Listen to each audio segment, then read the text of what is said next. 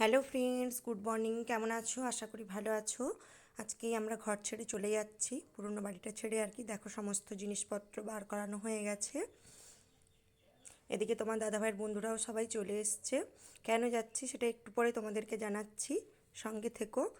দেখো, সমস্ত জিনিসপত্র নিচে নামানো হচ্ছে। আর এখানে দেখো, গাড়ি চলে এসছে, গাড়িতে করে সমস্ত জিনিসপত্র তোলা হচ্ছে।